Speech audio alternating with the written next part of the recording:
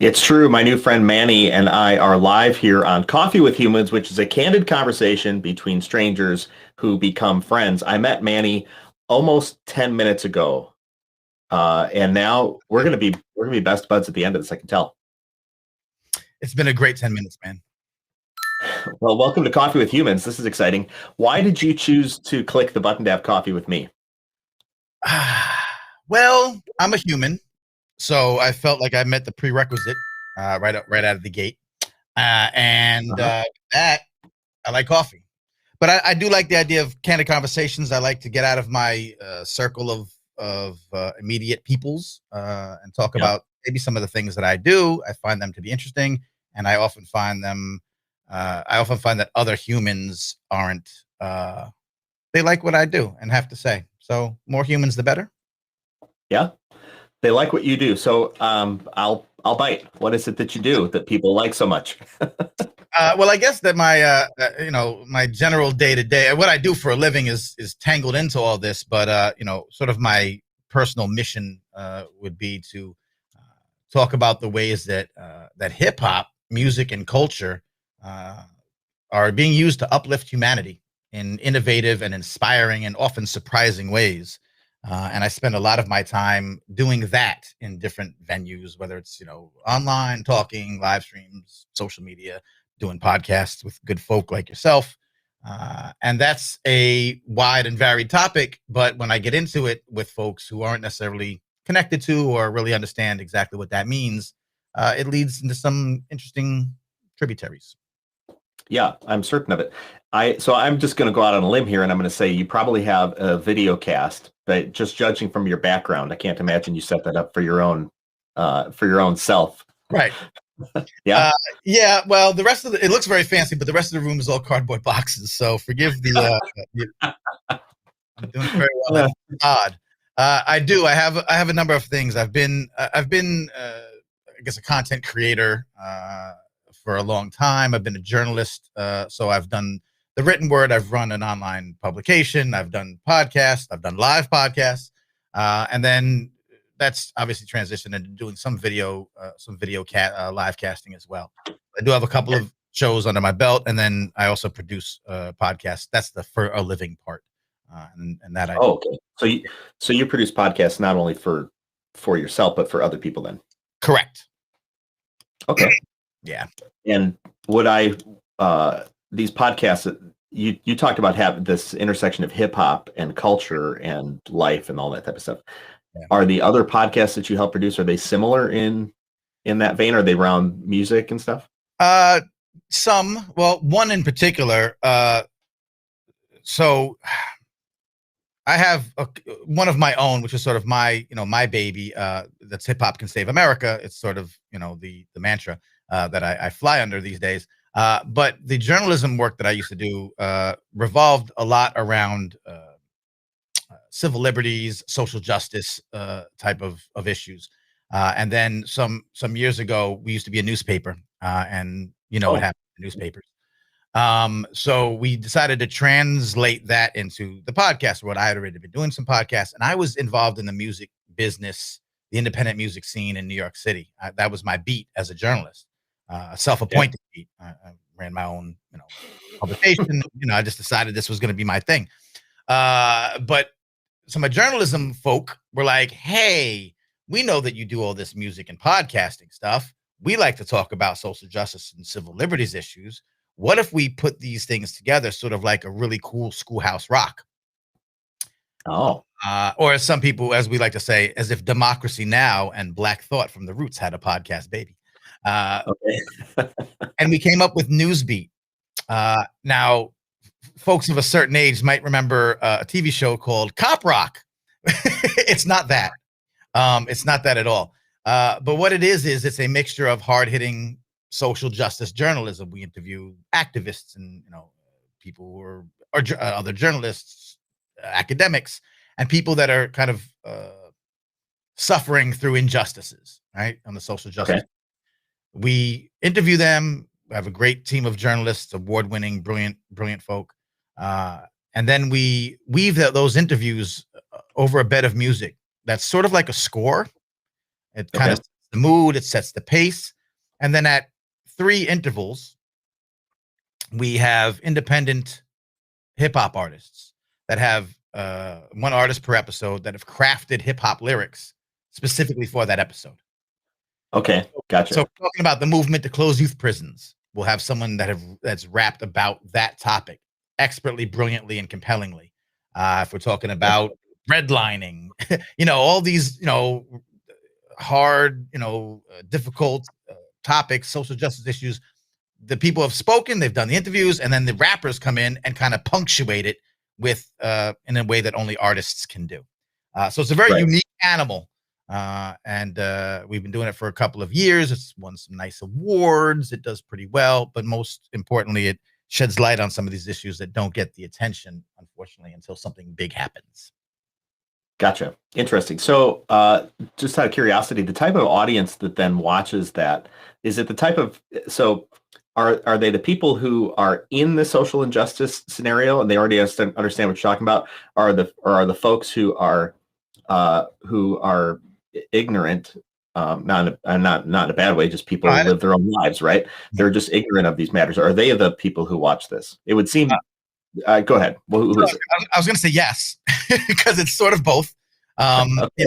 I think that there's a little bit of preaching to the choir when it comes to these issues. However, I will say, and this one is an audio only, so it isn't visual, but I will say that it's really put together excellently, if I dare say so myself, and in a way that you won't find information presented to you elsewhere. So the format of it still lends itself to, hey, I know about this, but I didn't know about it like this, and so we're bringing some new information to the forefront,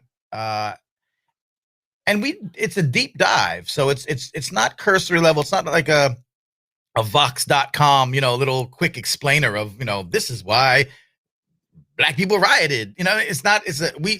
Ours was a 45-minute opus that had interviews and music and sound effects and media clips, and so it's sort of like a mini documentary, if I had to say. Each episode really packs a lot in, so even people who are familiar with it, with the issues, I think gain something from what they've what we've been told anyway. Gotcha.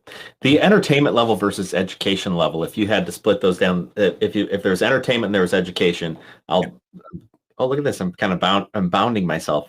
Oh, look, what? So if this is entertainment and education, right? Where are you at? Are you more education, more entertainment? Are you balanced? Yeah, I think it's pretty balanced. I think it's, and that's sort of the goal.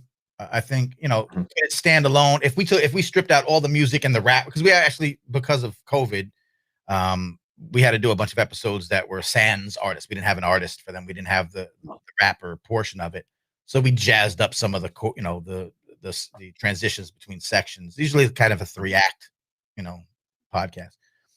So we jazzed up some of the transitions. So we still sparkled it with with music and with some effects. Yeah, and even that was unique in how it was delivered.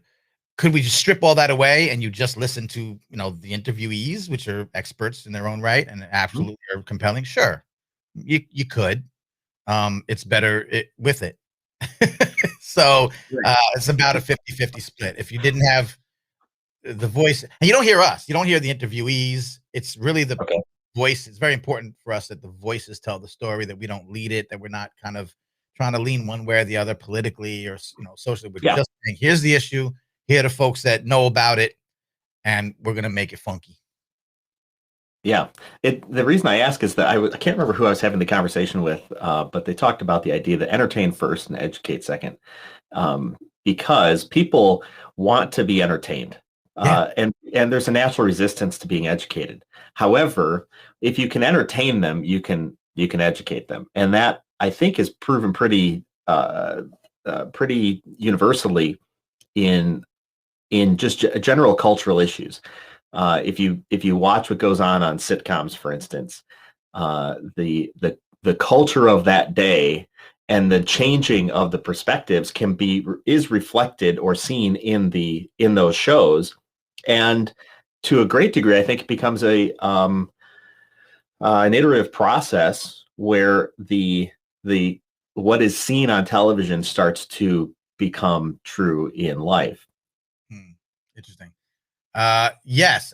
Well, yes, and over and larger than that idea, and this ties into a lot of the other stuff that I talk about or advocate for. I mean, we've always learned from being entertained, from being Yeah. children, and music. I tie into music a lot, but I also look at hip hop more holistically, more as a cultural movement and not just music. I think a lot of people tend to think of hip hop, they immediately just it's rap music and that's it. Now you can learn a lot from rap music. You can, there's a lot of information that can be packed into songs. We've been doing it since we've been listening to rap music. Fans of the genre have. I learned probably more about Black history from KRS One than I did from my elementary school. That's what he was rapping about, and I learned some things. But think of how much people know about the founding fathers because of Hamilton and memorizing those. Yeah. Right. It's ridiculous how much these young kids know who are into the soundtrack. So we've always Yeah. learned that way. But to your point, it does go past music and it does go culturally. And I think that because hip hop just being such a malleable, uh, cultural force, that it's touched television, it's touched, obviously music, but it's touched fashion, it's touched entrepreneurship, it's touched education. And so a lot of the folks that I either talk about or interview or, advocate for are doing work where they're using that cultural phenomenon and its many facets, whether it's music or whether it's visuals, visual art, DJing, dancing, movement, all the elements that make hip hop what it is, as Yeah. as vehicles for educating. And we've seen incredible results, when that's applied in a thoughtful, authentic way. So absolutely, it works all the time. Yeah. I've got a friend of mine slash client who is working on a project to create media that then makes life change, measurable life change, particularly for youth around topics that are not necessarily educated on in schools in sort of holistic fashion. So, for instance, obesity. Mm, Obesity is a big deal. It requires life change. It's not just a topic for health class. It's a topic for how do I know how to cook, and if I did know how to cook, what ingredients should I use that will lead me to a healthy lifestyle, and what should I stay away from because those really are not good foods for my body. And so he's working through creating content with some major content producers, and then also selling the products on the shelves to support the education, but the media is going to be done in an entertaining fashion. And then the real critical matter, which I think is super interesting, is that there will be measurement pieces in place to determine, did the content lead to life change? Or and as I talked to him about it, was one of the things I was counseling him on. It's like, did it lead to belief change? Because beliefs are how people act. Their beliefs are what people act out of, and beliefs have rarely have anything to do with concrete facts. It's just the facts that I feel like I'm listening, the facts that I want to see to support my belief right. that I'm already acting out of. Because few and far between are the folks who stand up one day and go, "Oh my God, I was completely wrong about that." Sorry I made that so publicly. I'm going to stick my foot in my mouth. Now Because ever, unfortunately. Yeah. Doesn't happen. yeah. So I mean, it's interesting there, this idea that you entertain, you educate, change the belief system, and then measure the results. It sounds like that's kind of what you're doing as well. Just you're using music, which is such a powerful mover of people. Music sets the mood, man. I've done a lot of live streams, and I remember I was doing some live streams with big conferences, and Mm, the music would just like shut off uh, before anybody was on stage. It's like, and you can feel the mood of the room. Like, and a lot of people don't know that the music shut off, but they're like, this is awkward. And yeah. it's like, well, there's no movement. There's no life to this moment. You got to keep the music going. And you must be an appreciator of moods and how to set those moods, especially since you're combining it with, hard hitting topics that people need to learn about. The two must go hand in hand. yeah, when it clicks, it's extremely compelling. Part of the reason why I can do that, I think, to some degree of with some degree of tying those things in together to kind of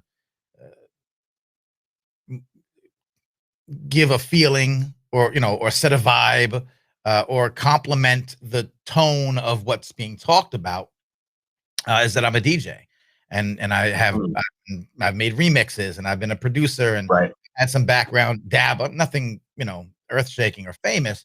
Although you could Google me, I have some remixes out there that are pretty hot. Uh, but so I've been able to take some of that. It's really a weird place that I sit, because it's a culmination of all these hobbies, or talents that I've picked up along the way. Uh, Maybe a jack of many trades, and combining them together. So I am a fan of that.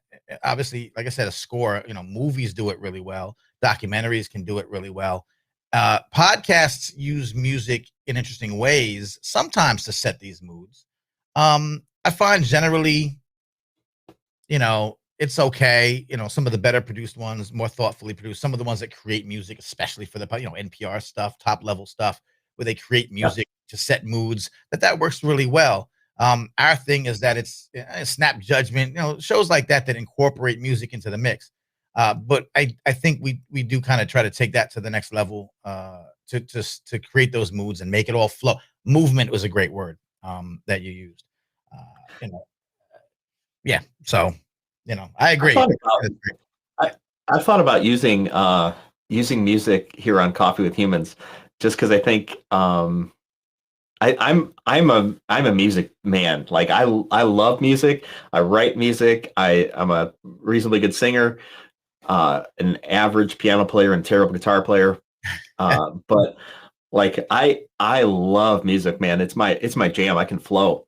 And I've thought, how do I incorporate that into Coffee with Humans? Because I feel like I'm such a believer that music does create the space in just in a way that nothing else can. Music cuts through right to your subconscious in ways that it bypasses your thinking. It bypasses your frontal cortex. It's not Music is not a process of thinking. Music is a process of feeling, and it cuts through so deeply, so quickly in ways that nothing else can. That you just, I mean, people who can take advantage of it, I Right. think are just they're amazing. I, I was I love it. It's frequencies, right? It's Mm, there's something to frequencies, and and being able to connect sort of with sound in a way that I guess some people study, and some people may sure. fully understand. I've always thought Pharrell, for some reason, has some Oh secret. yeah, I think he has some right. secret. Like he like extraterrestrials came and said, "This is the key, and this is the musical," because there's just it's more than just melodies or being harmonious or doing all the typical musical things. There's frequencies that are being activated in certain things, and I think some it's the same thing that keeps him looking 12 years old, I think. Um, but so there is that. There is something subconscious to music, absolutely 100%. And again, because of my affinity to hip hop, I find it to be a really unique tie-in to, again, culture and Yeah. fellowship and community and inspiration. And all of these things can be found to some degree in genres of music, but when you take the collective, like like I said, the hip hop culture, the ethos, Mhm. you know, it really it encapsulates a lot of what's great about humanity. Yeah. I think there's that two-way street that needs to be amplified, so So I that we think I think something we need to get into is, because I think a lot of viewers and listeners, and I'm thinking of some people that I know, may yeah, not know what hip hop is. So who are you talking about? What yeah. are some artists or some music that you go, that's hip hop? I mean, that's subjective, but I do know that when we talk about folks who might not be totally attached to the, to Yeah. connected to or familiar with, uh, and I think some we talked about real briefly in the beginning was the fact that hip hop is often thought of as the music, the genre of hip hop. Uh, Right. but I like to point out, and I think it's super important that we point out that the cultural umbrella of which under which the music sits is hip hop, right? So we Okay. talk about kind of this lifestyle that is best known and often represented by the music, but also encapsulates the other elements, DJing, visual artistry, graffiti, writing and such, dancing, b-boy, b-girl, break dancing as it's typically referred to, and then this knowledge of self element. So there's a whole cultural ethos to what hip hop is. Musically speaking, it's subjective as all hell. It's like there's a big debate over folks who are older. This happens in every genre of music. Than what these Right. new kids are listening to on the radio. But I think that What would be old school hip hop to you? well, I come up in the in the 80s. So my golden era is the golden era. It's late 80s, early 90s. My early real deep connections to hip hop were, the Rakims, the Big Daddy Kanes, again, the KRS Ones, that kind of era. And then transitioning into like early 90s, Tribe Called Quest, West Coast coming into the play, Chronic and Snoop and all those folks. And I'm from New York. So we have sort of an affinity towards, intricate lyricism, hard Mhm. boom bap style beats, like, just a strong drum line, not so much sing-songy stuff. Mhm. But over the years, it's evolved into 1,000 different directions, which is great. And so, now we see a lot of blurred lines. We don't have the regional, styles, kind of regional dialects of music that we used to have that were very separate. Now it's kind of meshing together. And then you have so many different genre blending into hip hop. I like the creative use of music that has hip hop DNA, whether it's a traditional purist kind of sound or whether it's something brand new, but still kind of brings those elements into the mix. As a Mhm. DJ, as a remixer, I've always been happy with merging these worlds together. And again, this is no different than any other genre. If you're into rock, rock music, classic rock is not like new rock. My dad was a jazz guy, and he's like, smooth jazz is not jazz, and like all these discussions always happen. So it's nothing new. But that being said, I think the hip hop is a enormous umbrella stylistically, musically, that is really hard to put in a box. Okay. Well, no, it's really easy to put into a box, actually, because people will say my preferred style of hip hop is hip hop, and that's it. That's it. This is Yeah. real hip hop. Keeping it real. But you're trying to put something in a box that's by its very nature not supposed to be in a box. So it does vary. Okay. So hip hop is a wide is a wide net. It's a big umbrella for kind of a feeling like when you feel when you feel hip hop, and when you're there in a space that is like hip hop. Is that kind of what you're? It sounds really soft, and I get it. I mean, music. I mean, people try to make genres of music, and then all of a sudden they say, "Hey, this person's like crossing genres." Like, what Right, are they doing? Like country rock or something like that. It's like, right. is it country? Is it rock? Hey, Nobody knows. it's They're so country rock. it's so funny you say that. The number one, the very first this past year, the number one album on the bluegrass charts was Okay. by a group called Gangsta Grass. Gangsta Grass, Okay. emerging of bluegrass and hip hop, and All it's right. I and gotta find. yeah, doesn't work on paper, but trust me, it works in real life. Number one bluegrass album, rappers on it. Great Really? bluegrass band and two MCs. Shouts to our son and Dolio and the whole Gangsta Okay. Grass crew. Gangsta Grass. I'm looking them up here. Uh, let's see here. I bet I can find this. I'm going to click some buttons here and see if Yeah. I Click away.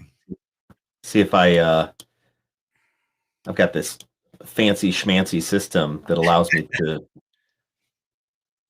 Now, this is an outlier, sort of, because it is a genre. It is a pure genre blend. Um, that again, subjectively, you may like, you may not like. If you're a hip hop fan, you may not. You may think it's too bluegrassy. If you're a bluegrass fan, you may think it's too hip hoppy. But the fact that these things can exist and when they're done authentically, can be, you know, respectable, shows that there really is no limit to what this genre of music can do. Okay, I'm gonna try and pull up this. I'm gonna try to pull up one of these Gangsta Grass things. Okay. Ain't No Crime. Is that one? Is that a good one? Yeah, it actually does sound like a good one. Yeah. All right, here we go.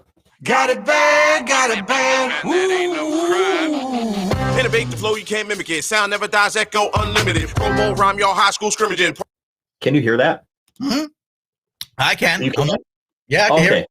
Then everybody else can too. Part futuristic, part primitive, progressive, still rooted in the history that makes the source of all trueness. I don't give a damn how much you move units, dragging y'all back to school like truants. Back in action, tag back then. Don't be surprised when I rhyme in Latin. Ipso facto, sharper than exacto knives. Cat need to have nine lives, cause I'm taking a 5 at a time. When you're reborn, don't even try to rhyme. Blessed with one of the finest lines, don't listen to the heights that I'm gonna climb. Mute the voice, you need a better plan. All sunset like no.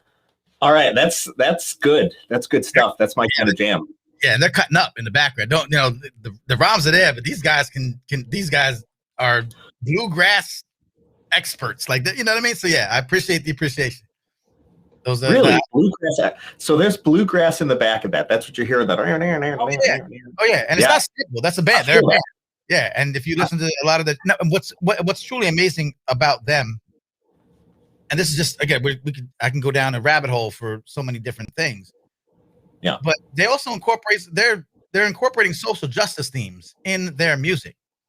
They're touring before pandemic the Bible Belt, and they're getting on stage African American rappers, banjo playing white dudes on some real, togetherness type thing, but they're not acting like there's nothing that we need to talk about. They are talking about it in their music and even vocally to the crowd.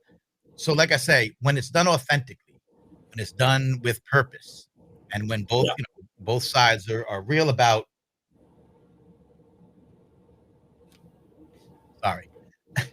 live things, children, dogs, crazy. But it's done authentically and with purpose, you will find great results across the board, which is, again, the intersections of hip hop and education and health and wellness and science and technology and the fine arts and entrepreneurialism and, and social justice. All of these things, that power is powerful when you combine those things authentically. So I'm curious, why do you care? What is in your background and your journey to this point that makes you care? Yeah, it's who I've become. Okay. I mean, everyone has, not everyone. I can't speak for everyone. There are people who have a purpose or find a reason to do something. Of hobbies, they have causes. This is sort of a cause that I'm passionate about because I've been an artist, right? I've been in the hip hop world. I've seen it be disrespected. I've seen the artists and particularly the communities from whence hip hop came. As a white dude outside of the culture, but welcoming because it is an inclusive culture.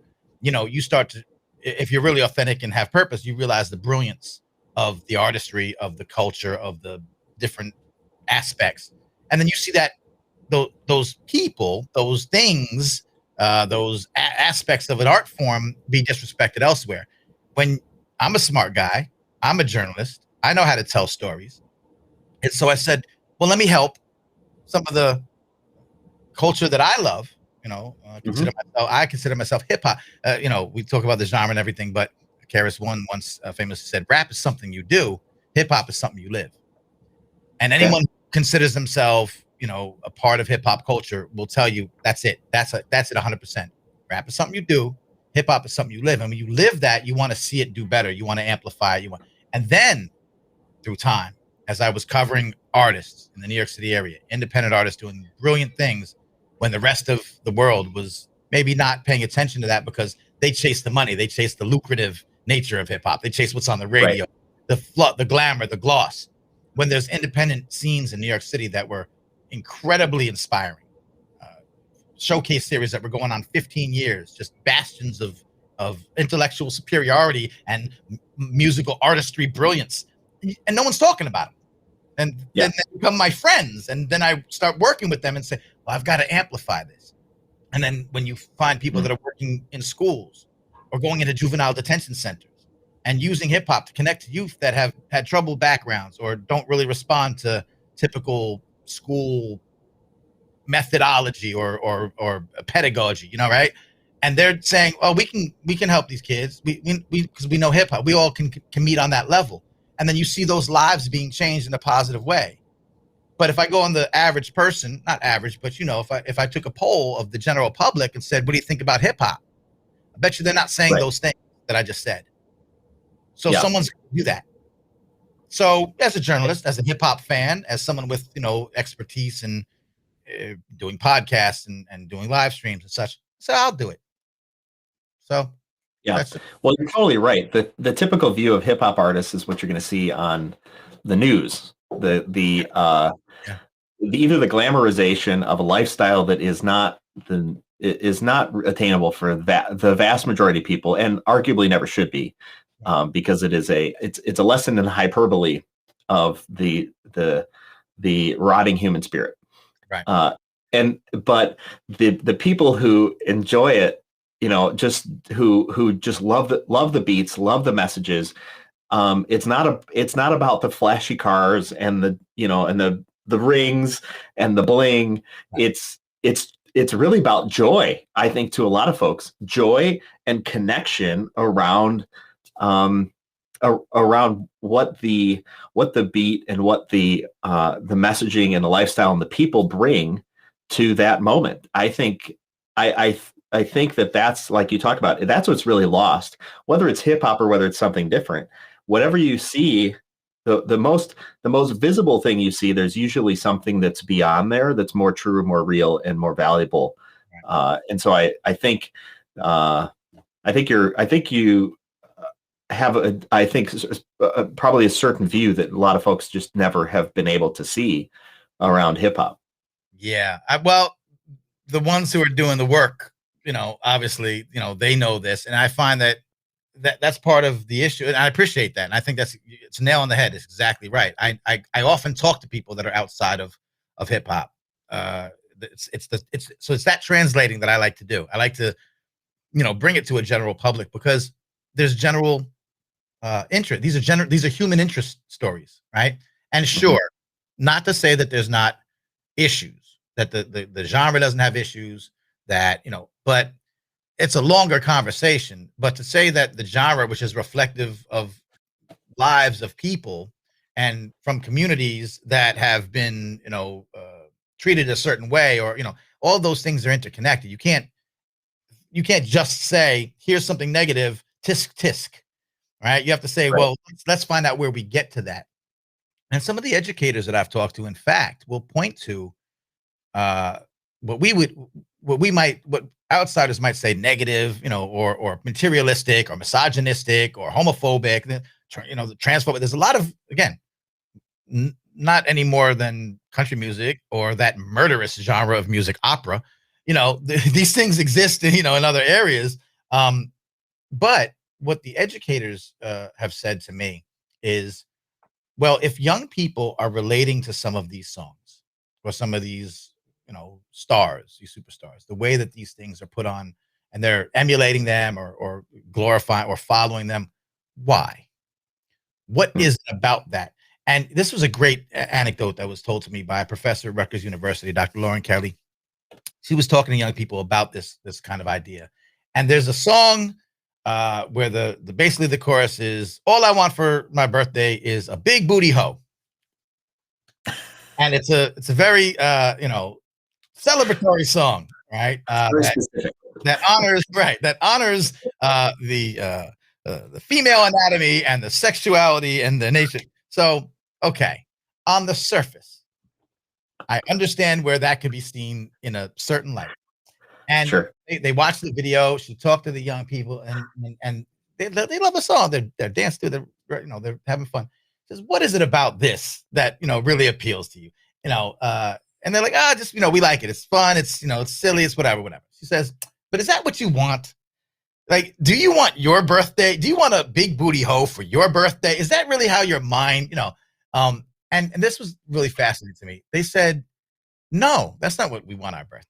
She said, well, then why does this appeal to you? You don't want women rubbing their butts in a cake, like whatever was in the video. They said, no, we just want to be able to do that if we wanted to. Hmm. I said, oh, the fact that this artist is living a lifestyle where he can do this outrageously over the top thing of strippers, at his birthday party, rubbing their butts and getting all covered with cake. And that's fine for him. Might not be what the kid wants to do, but I'd love to be able to do what I want to. It's the freedom. It's the financial security. It's the no limits. It's just having, and who doesn't want that? So now knowing that's how they look at that, man, have you connected with these kids in a different way? So that whole that's thing really insightful. I think it's ridiculously insightful, because asking a person to think one level deeper than they are on the surface is so powerful. I don't broad brushing folks, and let's say looking at youth perhaps who are jamming out to some music, talk about Big Booty Ho for their birthday. Broad brushing that and saying, well, they're a hooligan, they're an idiot, they can't go anywhere is terribly short-sighted. And the opportunity in that space really is to invite a person to think deeper. I firmly believe that everybody wants to think deeper. They're just resistant to it. And they're resistant also to the person who's asking. And if you come into that space with the idea that, hey, I'd just like to inform you about how all the things you're doing are bad and wrong, and you should be doing them differently because you're not good enough, I think you're going to get a bad reception. You will get a bad reception in any group that you showed up that way. Right. And or a coach or a teacher. Yeah, totally. Time with teachers. That's exactly. I mean, it's a terrible way to show up. I think one of the and maybe you'll agree with this, I think one of the biggest opportunities that people have, particularly talking about social justice or injustice, depending how you look at it, is if you want to understand a different culture, and I think this is something that in the United States we're terribly bad at. If you want to understand a different culture, just start showing up to places. I used to do music. This is an example I used a long time ago. I used to do music in some churches around the area, and I had a group of people, whatever. And one of my best music friends, who's kind of in this little band that I was, is I'm like 5'6", pretty tiny white guy, and my friend Ricky was a large, tall, muscular black guy who played piano like unbelievable. He played in one key and then would transpose him to different things, but like his ear, I was like, I have no idea how you can hear that stuff. Like he would just play, and he led music. He led music at a predominantly black church on the in our town, and he would invite me out.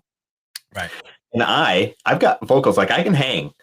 But the culture around a predominantly black church is, and the music style is so much, it at the time it was like there's a life to it that some of the places that I grew up in just didn't have. And it's like, I can hang there, guys, but people would look at me like, who are you? What are you doing here? And it's just like, and I'm like, hey, I'm here to jam out. Like, like we've got this connection, and now you know me, and all of a sudden I became welcomed because we have this common thing around music, and beyond that, we've got all sorts of other things in common too. But like wipe away all that stuff. I think like you have to understand a culture. You got to go to the culture and just start being friends. Just start hanging out. And a lot of these other things that seem like big deals aren't actually big deals. They're just the facade on the front, which when you ask a level deeper, it's like, oh gosh, you have the same hopes, dreams, some of the same experiences, a lot of the same needs. Like, we are all human. I mean, that's why the show is called Coffee with Humans. And like you mentioned right out of the gate, the prerequisite is to be a human. I'm a human. And you don't even have to like coffee. Right. You could just be a human, and we could just have a chat and get to know each other.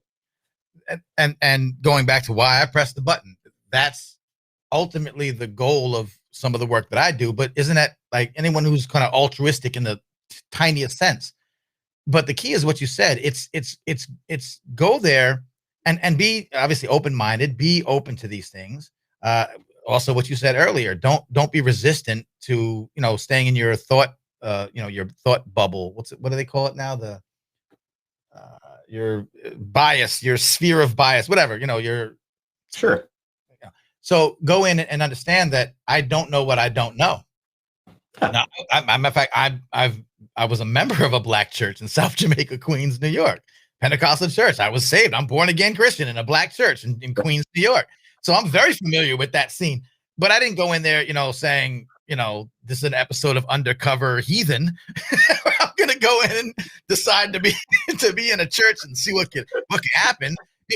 This at the time this was my wife's family, and they were very much in the church. So I said, well, I'm getting in package deal. You're not gonna just say, well, I'm gonna marry you, but I'm not gonna go to your silly church. No, of course.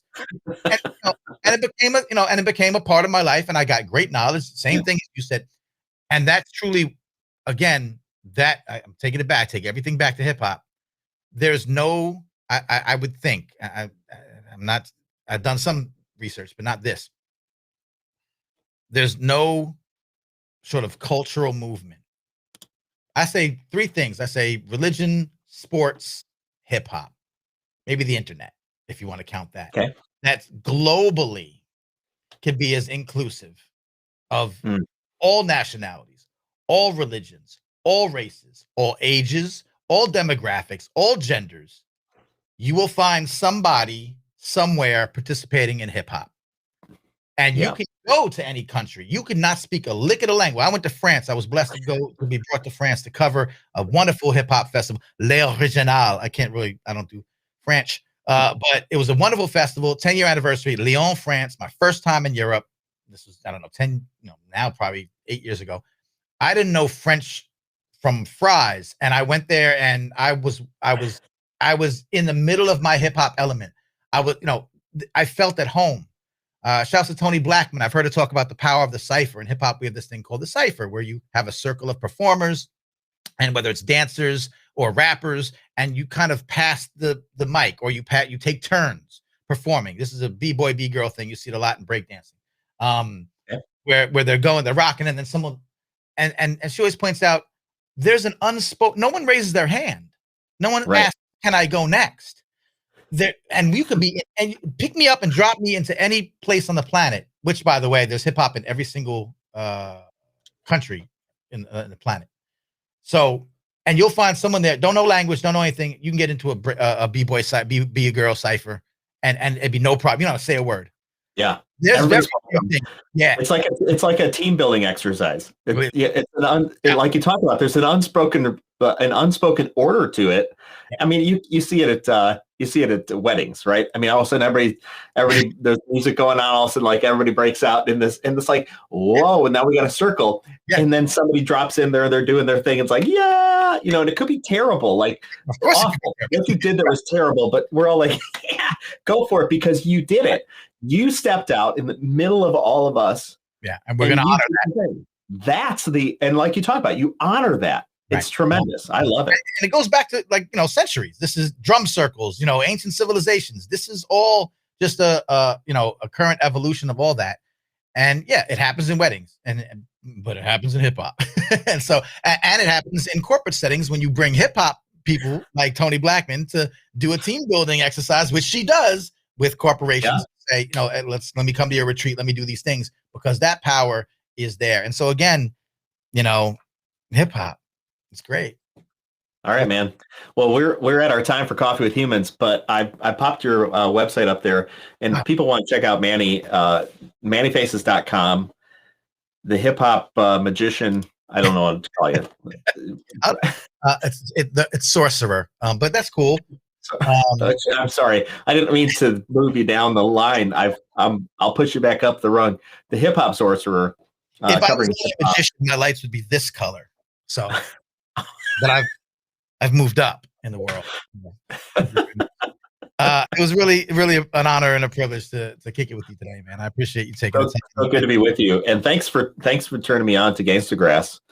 I'm gonna put them in my YouTube music stuff and start listening to that. So it's pretty good. They're super dope, Oh, man. and they're great humans. And they do live streams and such. And I've interviewed them, and I'm not connected to them. They don't pay me enough to talk about them. No, but so I'm glad that we could share that. That's awesome. Well, thank you so much. I appreciate it for joining me. And then to all of our viewers and listeners, this is Coffee with Humans, where strangers become friends. I met Manny not even an hour ago, and we've had, I think, a fantastic conversation, getting to know each other and sharing the journey. So join us, coffeewithhumans.com. If you want to be on there, the only rule is no sales calls. We'll see you soon. One of the things I love about Coffee with Humans are the raw conversations I get to have, meeting new people just like you. If you or someone you know should be on Coffee with Humans, go to coffeewithhumans.com. Remember, the only rule is no sales calls.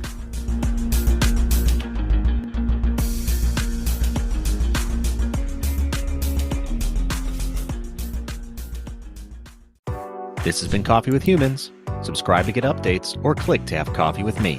coffeewithhumans.com.